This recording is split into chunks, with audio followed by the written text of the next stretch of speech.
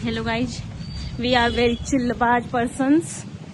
हम बारिश हो रही है और इसी में निकल गए हैं। हम मोटी लग रही हूँ मामा। रथ यात्रा मेले के लिए। भले ही हम बच्चे नहीं रहे, बट दिल तो बच्चा है जी। Hello guys, welcome to my blog.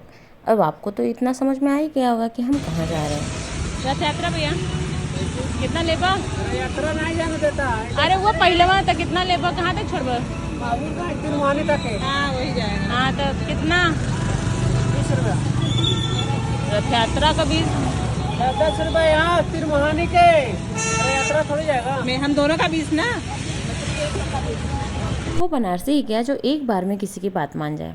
अब भैया से समझ बूझ के हम उनके ऑटो में बैठ गए और धीरे धीरे चल दिए। ऑटो क्या, ये थी टोटो, जो कि आजकल हर जगह फेमस है। मौसम इतना अच्छा था कि थकान होते हुए भी पता नहीं चल रहा था, क्योंकि दीदी के साथ मिर्जापुर उसके स्कूल जाना, फिर माँ गड़बड़ा के दर्शन करना, उसके बाद इधर रथ यात्रा जाना। जी हाँ, थोड़ा मुश्किल था, पर मेरे लिए नहीं, क्योंकि मैं घूमने के लिए कुछ भी भूल सकती हूँ। तो ये शरीर की थकान क्या चीज़ है। तो बस हम निकल पड़े घूमने के लिए और अपने जगन्नाथ जी के दर्शन करने के लिए। कहाँ जा रही है मैडम? रथ यात्रा का मेला देखने। जो लोग इस रास्ते से बनारस आए होंगे उन्होंने ये गेट जरूर देखा होगा। अब ये मैं नहीं, आप बताएंगे कि ये गेट किस चीज़ से रिलेटेड है। हम आगे बढ़ ही रहे थे कि तब तक मेरी नज़र इंद्रधनुष पे पड़ी। वो कहते हैं ना, आज भगवान जगन्नाथ जी की यात्रा है, तो इंद्र जी कैसे पीछे रह जाएं। उन्होंने भी अपनी प्रेजेंस यहाँ पे लगा दी। वैसे भी हमारे सनातन में मान्यता है कि जब भगवान जगन्नाथ जी की रथ यात्रा होती है तो भगवान इंद्र जरूर वर्षा करते हैं। तो बस भगवान इंद्र के साथ हम भी पहुँच चुके थे भगवान जगन्नाथ जी के सामने अपनी हाजिरी लगाने। तो फिर हमने फूल माला लिया। हालांकि मालाएं तो कई तरीके की मिल रही थी, पर मेरी नज़र इस माला पे पड़ी जो कि गुलाब के साथ थी, जो देखने में बहुत ही सुंदर लग रही थी। और मेरा मन था कि मैं भगवान जगन्नाथ जी को यही माला चढ़ाऊं।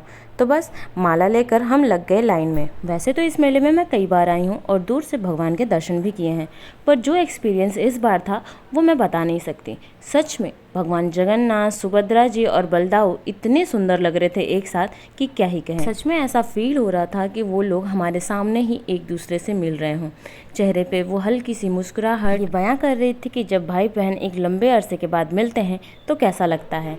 जैसे हम भाई बहन ही हैं, जब हम ही मिलते हैं आपस में तो सब एक दूसरे में खो जाते हैं। बाकी दुनिया में क्या हो रहा है क्या नहीं, इससे कोई फ़र्क नहीं पड़ता।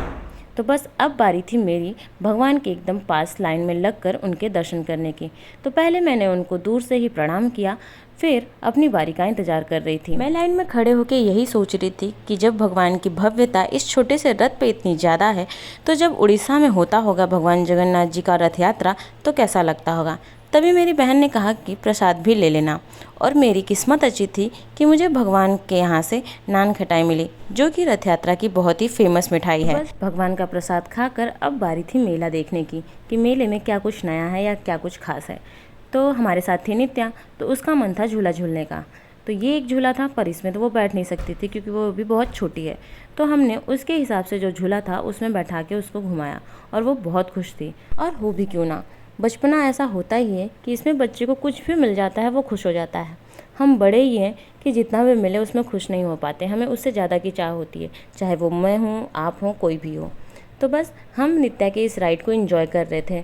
और भी सारे झूले थे जो बहुत ही प्यारे थे, क्यूट क्यूट। ये हाथी वाला मुझे पर्सनली बहुत अच्छा लगा। और टाइम बाद तीनों बहनें साथ में मेला एंजॉय करते हुए।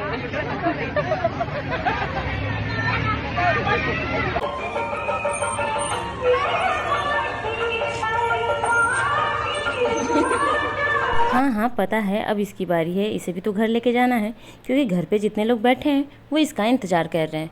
क्योंकि यही एक ऐसा टाइम होता है जब ये हमें मार्केट में देखने को मिलता है। ये राजा तो अब वीडियो से आप समझ ही गए होंगे कि हमने मेले में कितना एंजॉय किया। चलिए तो मिलते हैं नेक्स्ट वीडियो में, तब तक के लिए हर हर महादेव।